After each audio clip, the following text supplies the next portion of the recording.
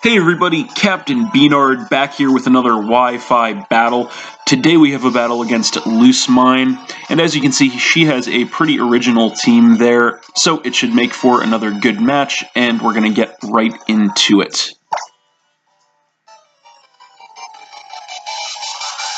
So, looking at the team preview, I really had no idea what she was going to want to lead with. There's really no clear lead on that team, so I decided to lead with my Ferrothorn, as she actually ends up leading with the Mimikyu. So, turn 1, she is just going to go straight for a Swords Dance to get that +2 in attack, trying to set up to do some big damage or potentially sweep. I just decided to go for the knockoff to break the decoy there, which I do. So, this turn, she is actually going to go for a Drain Punch, so that is going to take me down by about 2/3, and then she is going to take some damage from the Iron Barbs and the Rocky Helmet. And I just went for the Gyro Ball here, trying to take her out, and that is going to be enough damage to take out the Mimikyu and drop her down to 5 Pokemon. So then she is going to come in with Diggersby, and she is just going to go straight for a Fire Punch here. And she is going to take some damage from the Iron Barbs and Rocky Helmet, fortunately, but that is going to be enough to finish off my Ferrothorn and drop me down to 5 Pokemon as well. And then she is going to regain some health with the leftovers.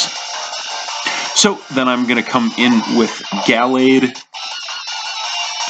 and I'm going to go straight for the Mega Evolution into Mega Gallade.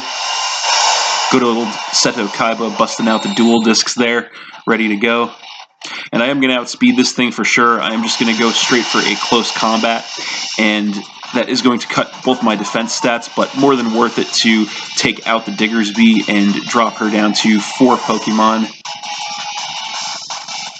So then she is going to come in with Gardevoir, and she is going to trace my Inner Focus, not really going to matter though. So I'm going to go for the switch here with my defenses lowered. I don't want to take an attack from this thing, so I'm going to come in with my Primarina, as she actually goes for the Mega Evolution of her own into Mega Gardevoir. And she is going to go straight for a Moonblast here, trying to get as much damage as possible. That is going to take me down by about 1/3. I am max special defense with an Assault Vest, so I take it pretty well. Then she is going to go for a Hyper Voice, which is going to drop me down to about 1/3. But I do survive and fire off a Moonblast in return, which is going to take her down by about half. But then this turn, she is just going to go for one more Moonblast. And that is going to be enough to finish off my Primarina, dropping me down to 4 Pokemon.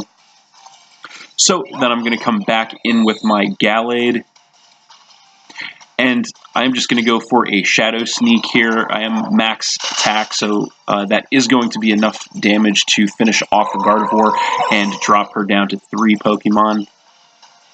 So then she is going to come in with Absol.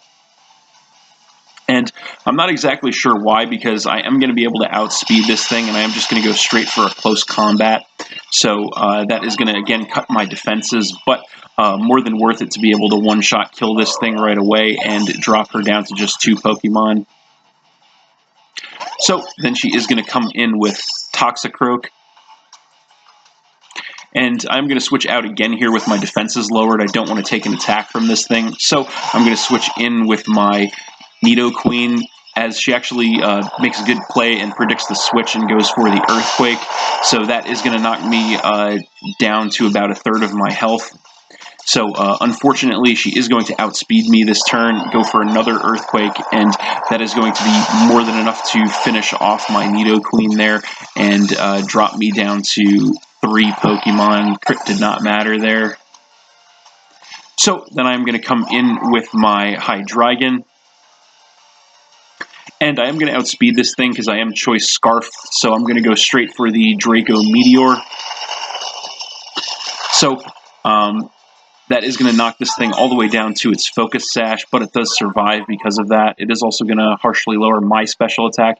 She's going to hit me with a Drain Punch in return, But fortunately, I am going to survive that with about a quarter of my health, and she is going to get put back up to about a third of her health from that. But I figure even with that and the special attack drop, if I go for one more Draco Meteor, that should be enough to finish her off. And fortunately, it is.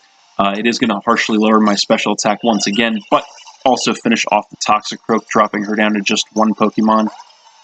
So then she is going to come in with Mew. And I decided to stay in here and just go for a Draco Meteor to try and get some chip damage on this thing. Unfortunately, I miss. Probably didn't matter too much, though, since it wouldn't have done too much at -4 special attack. But she is just going to fire off an Aura Sphere in turn, which is going to finish off the Hydreigon, dropping me down to 2 Pokemon. So then I'm going to come in with Articuno, and my pressure is going to come into play. And she is going to outspeed me, unfortunately, and go for the Fire Blast, which is going to knock me down by about half. I'm going to fire off an Ice Beam in return, which is going to take this thing down by about a third. And then I am going to regain some health with the leftovers.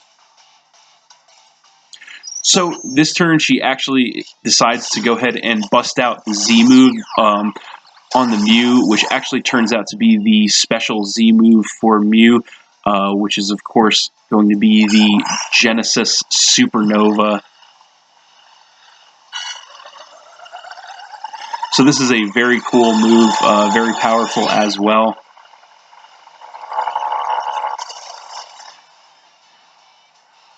So she is just going to hit me up with that, and unfortunately that is definitely going to be enough to finish off my Articuno and drop me down to just one Pokemon, and then of course set up the Psychic Terrain on the battlefield.